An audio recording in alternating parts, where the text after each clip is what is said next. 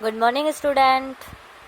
Okay, आप सभी अपनी अपनी हिंदी ग्रामर की बुक ओपन कीजिए, पेज नंबर 5। ओके, आज का हमारा फर्स्ट लेसन क्या है, मीन्स कि हमारा पहला पार्ट है भाषा, लिपि और व्याकरण। आज हम भाषा के बारे में, लिपि और व्याकरण के बारे में पढ़ेंगे। ओके, देखो आपको भी पता है भाषा क्या होती है। जैसे कि आप कुछ भी बोलते हो, अपने विचारों को या अपने भावों को अपने से किसी दूसरे व्यक्ति को बता रहे हो। जैसे कि आपको खाना खाना है, या आपको खेलने जाना है, या आपको कुछ भी अपने फ्रेंडों से बात करनी है, जो भी है, तो आप कोई ना कोई लैंग्वेज को यूज़ में लेते हो ना, तो उसी को हम क्या कहते हैं, भाषा। जो आपकी लैंग्वेज है, चाहे आप हिंदी में बोलो, इंग्लिश में बात करो, पंजाबी में बात करो, जैसे भी आप करते हो, तो उसी को हम क्या कहते हैं, भाषा। ओके, तो हमने भाषा के 3 रूप होते हैं। जो आप बोलते हो, मीन्स कि आप जैसे भी कुछ भी बोल रहे हो, तो उसको हमने 3 भागों में बांट दिया। भाषा को हमने 3 भागों में बांट दिया। पहला है आपका मौखिक भाषा, सेकंड है आपका लिखित भाषा, और थर्ड है आपका सांकेतिक भाषा। मीन्स कि आपका पहला है मौखिक, दूसरा है लिखित, और थर्ड है आपका सांकेतिक भाषा। अब देखिए मौखिक भाषा क्या होती है। मौखिक भाषा, जैसे कि कोई नेता है, वो अपने विचारों को व्यक्त कर रहा है, जनता के सामने वो अपने विचारों को व्यक्त कर रहा है, तो उसको हम कौन सी लैंग्वेज में कहेंगे, मौखिक भाषा। वो कौन सी लैंग्वेज हुई है उसकी, मौखिक भाषा, क्योंकि वो अब बोलकर, अपने शब्दों को बोलकर दूसरे व्यक्तियों को बता रहे हैं, तो उसी को हम मौखिक भाषा कहते हैं। फिर नेक्स्ट है आपका लिखित भाषा।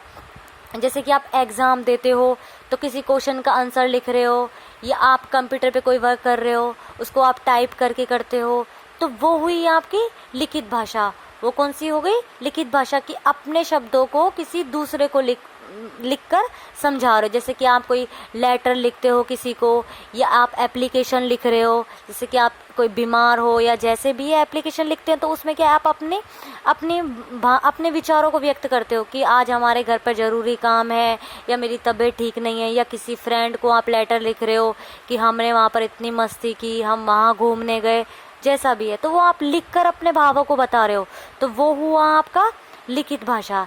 ऐसे ही आपका है सांकेतिक भाषा।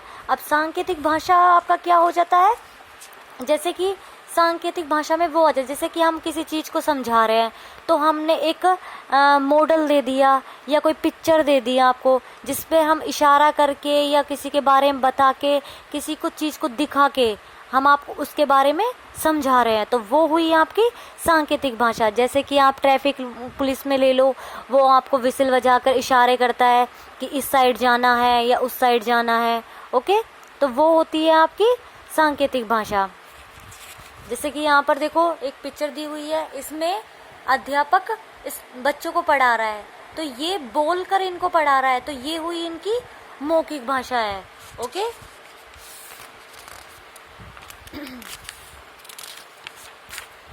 सांकेतिक भाषा, मैंने अभी आपको बताया था, सांकेतिक भाषा वो होती है, जैसे कि आप किसी फ्रेंड से मिले हो, तो आप करते हो हाय, तो आपने हाथ हिलाया, आप उसको हाय कर रहे हो, मीन्स कि हाथ हिला के, तो वो हुआ आपका सांकेतिक।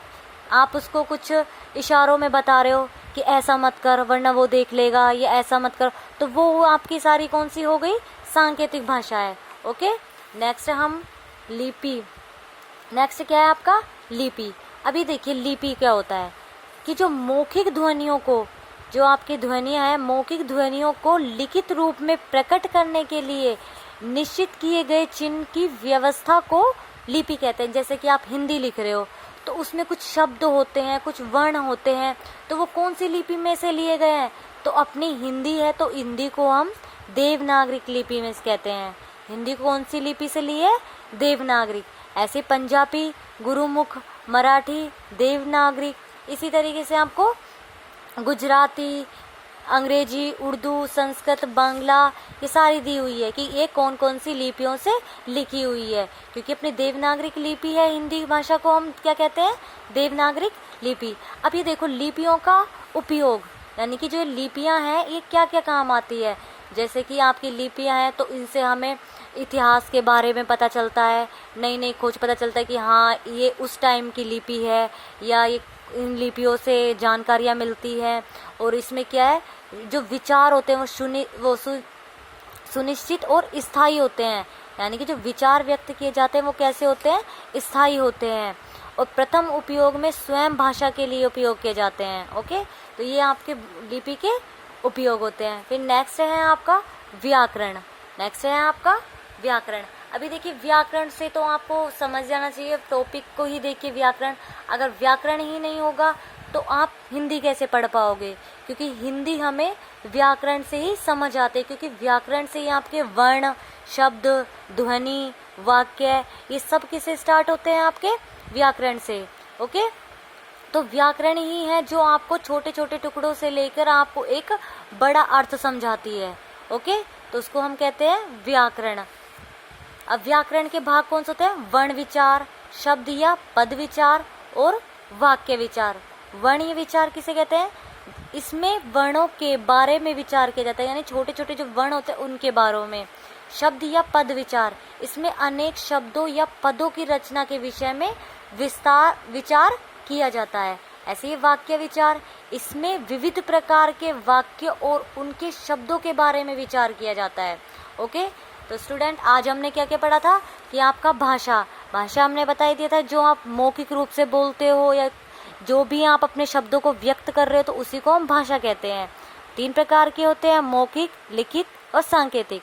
फिर हमने पढ़ा लिपि के बारे में कि लिपि हमारी कौन सी है, देवनागरी लिपि। फिर व्याकरण।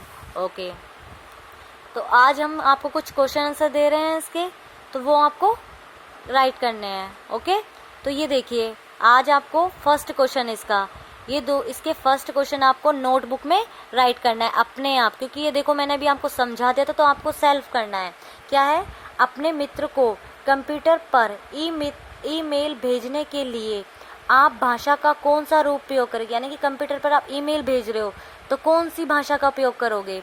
मनुष्य द्वारा मन के विचारों को व्यक्त करने के माध्यम को क्या कहते हैं। ओके, आज के आपके ये 2 क्वेश्चन हैं। Okay student.